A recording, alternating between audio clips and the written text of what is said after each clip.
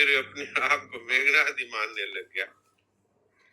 तो वहां तो मेघनाद नहीं मानता है, वो कहता है मैं मेघनाद नहीं हूं, खाली अभिनय कर रहा हूं। और हम लोगों में भूल ये हुई कि अपने आप को जीव ही मान लिया, अपने आप को संसार का ही मान लिया, संसार को ही अपना मान करके और जीव बन गया। फिर भी भगवान जीव के प्रति कितना प्रेम रखते हैं कि अब उसको अपना ही मानते हैं और सदा ही उसके हित का संपादन करते रहते हैं। यहाँ भगवान इस श्लोक में ये वास्तविकता को साफ साफ कह रहे हैं कि जीव केवल मेरा ही अंश है, मम एव अंश। इसमें प्रकृति का किंचन मात्र भी अंश नहीं है। जैसे सिंह का बच्चा वो भेड़ों के झुंड में मिल जाए और अपने आप को भेड़ मान ले, ऐसे ही हम लोग शरीर आदि जड़ पदार्थों के साथ मिलकर अपने असली चेतन स्वरूप को भूल गए।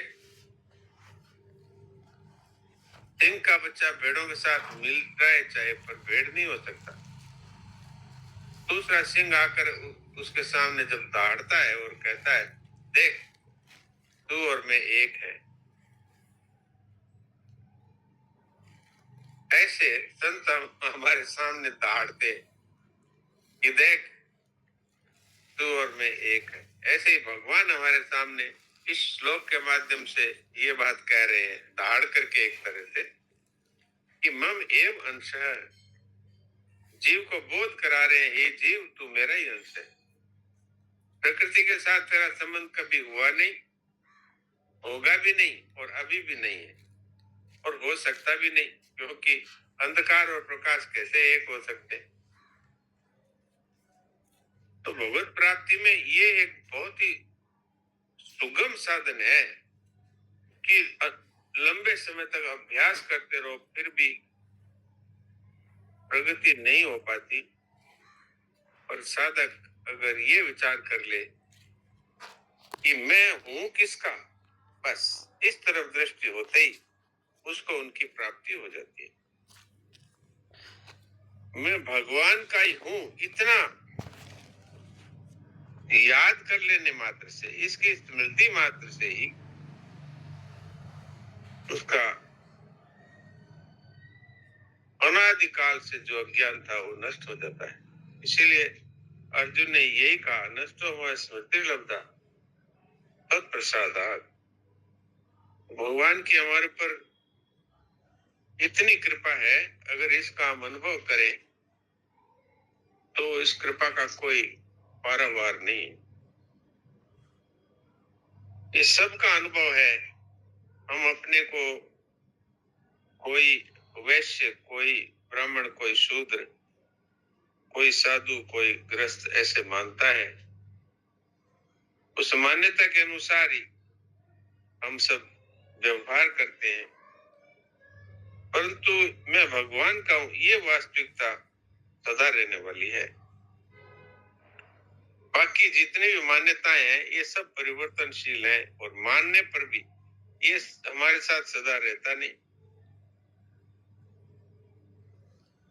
शरीर, धन, जमीन, मकान आदि जिन पदार्थों को हम भूल से अपना मान रहे हैं, वे कभी भी ऐसा नहीं कहते कि हम तुम्हारे हैं।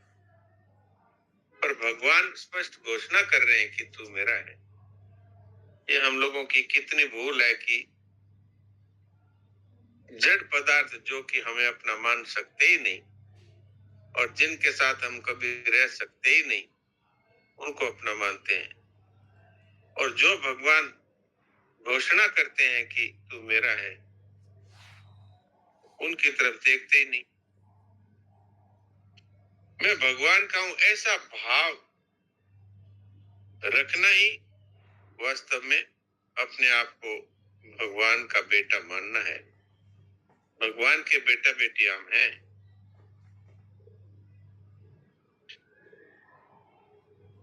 अब मन क्यों नहीं लगता, इस बारे में भी महाराज जी ने इसमें बात कही है।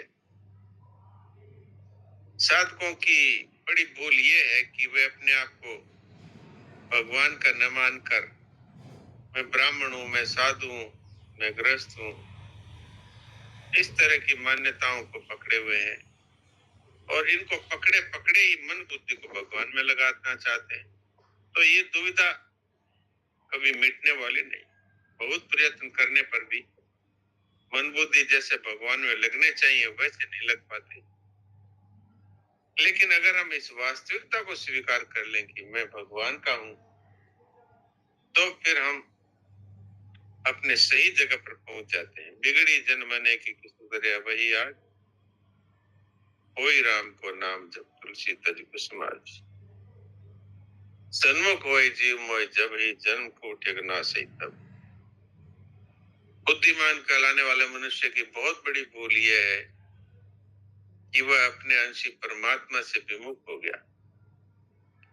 भगवान इतने दयालु हैं, इतने प्रेमी हैं, वे कितने ही उदार और दयालु और प्रेमी है, इसका वर्णन तो कोई औपचारिक के द्वारा हो ही नहीं सकता।